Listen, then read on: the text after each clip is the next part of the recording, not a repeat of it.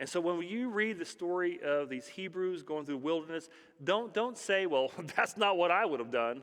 If you are a descendant of the pilgrims, the Hebrews were in Egypt longer than you've been in America. As one commentator said, I think he said it best. He said it took one night to get the Hebrews out of Egypt, but it took 40 years to get Egypt out of the Hebrews. Now, we're going to talk about what happens at the Red Sea, but before we tackle that story, there's some things I want to kind of go through that I think are worth mentioning. First of all, we are often so hard on these Israelites and say, what a bunch of kids. Why didn't they have faith? Why couldn't they believe? But do y'all realize how long they were in Egypt? Exodus 12 says they were in Egypt 430 years. Okay? Get that, 430 years. Just for a comparison's sake, y'all remember when the Pilgrims landed on Plymouth Rock? 1620. Okay? So that means if you are a descendant of the Pilgrims, the Hebrews were in Egypt longer than you've been in America. And think about how ingrained this American culture is in you. That's how long they were in Egypt. Egypt was in them. Egypt was where they lived, how they breathed. And not just Egypt, but remember, they were slaves in Egypt. What they knew as their existence was pain, was misery, was sorrow, was fear. Fear of Pharaoh, fear of the Egyptian army, fear of this mighty power that held them in check. And so it's hard when that's what you've known to all of a sudden take a switch and flip on faith. As one commentator said, I think he said it best. He said it took one night to get the Hebrews out of Egypt, but it took 40 years to get Egypt out of the Hebrews. Because that was their existence. And I thought a way to explain this, and I had a friend, his name was also Barry, cool guy, great name, but he would have lots of foster kids come through his home. And he'd, one after the other, that was his ministry. He would minister to foster kids. And he came to a church that I served one time and spoke about being a foster parent. And one of the things he said that people don't realize is that they think that you can take a kid who's been in an awful situation, pick them up from this house, put them in a brand new house with a loving family, and then all of a sudden everything's fixed. And he said that's not how it works. Because even though they've changed houses, their mindset is still over here. And it takes a long time to get this child to realize they're no longer in Egypt. They're free. And so when you read the story of these Hebrews going through the wilderness, don't say, well, that's not what I would have done. Yeah, but if you've been in Egypt for 430 years, it took you a while. Second thing, and I love this, God knew where they were in their hearts and what they were ready for and what they were not. Okay, look at Exodus 13, verse 17. It says, when Pharaoh let the people go, God did not lead them on the road through the Philistine country, though that was shorter. For God said if they faced war, they might change their minds and return to Egypt. So God led the people around by the desert road toward the Red Sea, and the Israelites went up out of Egypt armed for battle. Now, to me, this is one of those passages where I just kind of chuckle at, because these slaves they're armed for battle, they're ready to go fight, and God says, y'all aren't ready for that yet. y'all can't handle that yet. God knew that if they went and saw the Philistine army, their knees would buckle, they would cower. Because even though Egypt is the greatest military, political force in the world, and they just fled Egypt, God did all these wonders, they did not fight one battle. Remember, God did everything. Every plague, every time they left, it was God's doing. Now, in the future, when they get to like the book of Joshua, God's going to say, okay, it's time for you to partner with me. It's time for you to fight, and I will be with you. But right now, I'm doing everything. And so they had never actually fought a battle. And God knew they weren't ready for this. So God knows what they're ready for and what they're not. Now, I want to clarify something here, because often when we say that, the first thing people think about is, does that mean God will never give us more than we can handle? I mean, we've all heard that phrase, but first of all, that's not biblical. Second, it assumes that God is the cause of every bad situation you're in. That's not the case. There are times when God does bring us to a place where we're in a pickle because he wants us there, but there are other times we're in a pickle because we make bad choices or somebody else makes a bad choice. But the idea that God will never give us more than we can handle, that actually comes from 1 Corinthians chapter 10. And y'all, it's not talking about trials. It says that God will never allow us to be tempted beyond what we can bear. In other words, he's talking about temptation, not trials. But here's the promise God gives, is no matter what you go through, whatever pickle you're going through, he is faithful. And he will be with us. And he will see you through. Okay? Now, I want y'all to think about that. In your mind, circle that word through, okay? Because that's important. Third thing is, and this is kind of one we're not going to talk much about, but it's wonderful. We can do the whole sermon series on this. They are going forward, but yet they're still grounded in the past. And I love this. Exodus 13:19.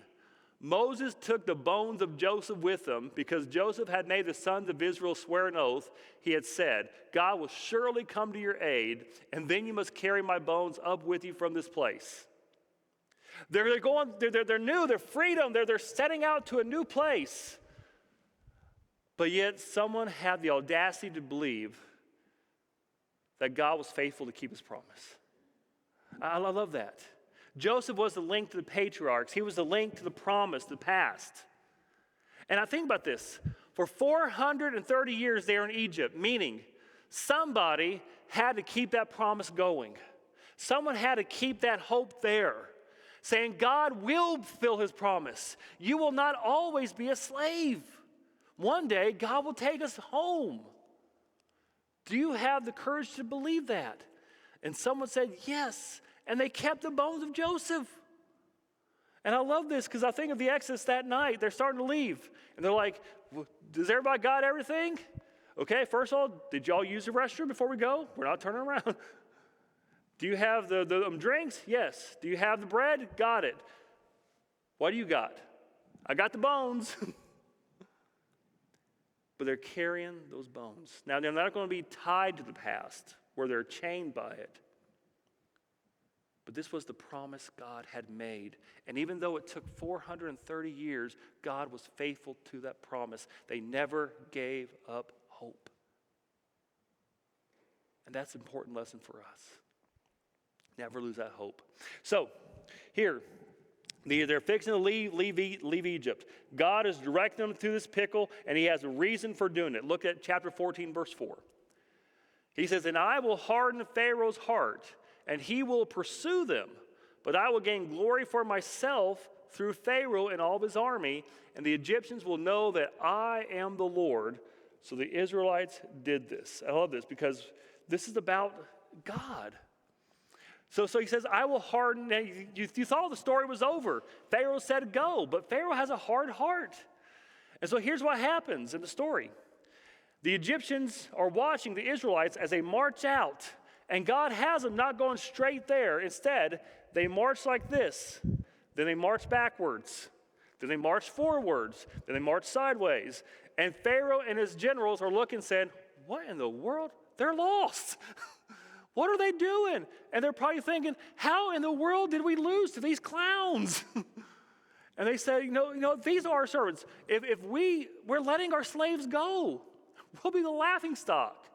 And so they said, let's go get them. And so they decide they're going to go out and do this. And he sends, get this, 600 chariots. Now, y'all, that may not sound like much to y'all right now, but chariots was the top weapon of that day. That was the nuclear bomb of its time.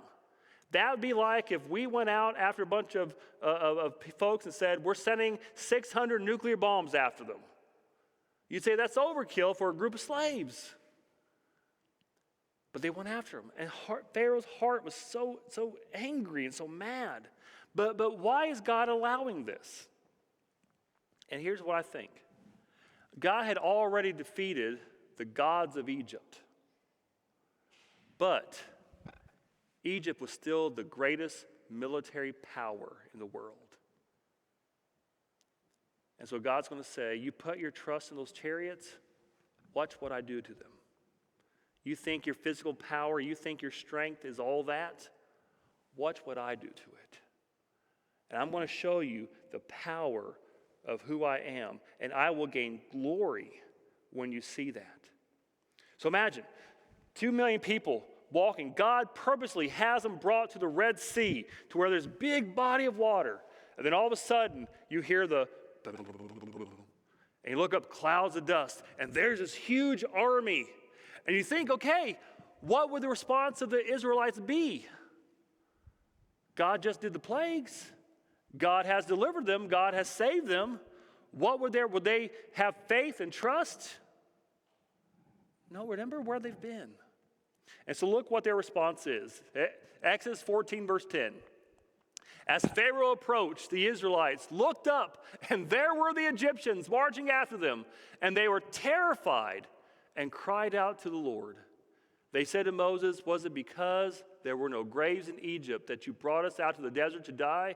What have you done to us by bringing us out of Egypt? Didn't we say to you in Egypt, leave us alone, let us serve the Egyptians? It would have been better for us to serve the Egyptians than to die in the desert. They're scared. That's their response. Why? Remember who Pharaoh is to these people. He is the ultimate villain. He is the bad guy. And yes, they've seen God at work, but Pharaoh is still Pharaoh. It's kind of like, I compared this morning to this. How many of y'all remember when you were a kid, the bully who picked on you? Okay? Now, if you can't remember being picked on as a bully, it probably meant you were the bully. Okay? But it's amazing that that bully was a long time ago, and even though you're bigger, stronger, better now, and you could take them, when you see that bully, the first response is your heart sinks. You're scared of them because your mind instantly goes back to that person, back then. And they see Pharaoh, and even though God's done all this stuff, they look and there's Pharaoh. He's after us. And so the first response, cry out to God. That was good. That's a good thing to do. Something bad goes on, you cry out to God. But what happens if God's fix-it plan doesn't happen like that? What do? Well, I'll tell you what people do when they're afraid. They blame somebody. And who do they blame? Moses. And I laugh every time I read this. I'm thinking, they always go after the preacher. But here's the thing, a lesson for us to learn is that at times, when people are scared, they got to lash out at somebody. They got to go after somebody.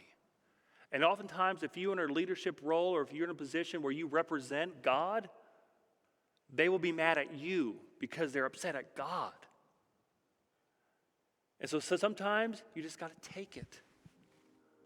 You got to just let them do it because you know where the place where they're coming from is a place of fear.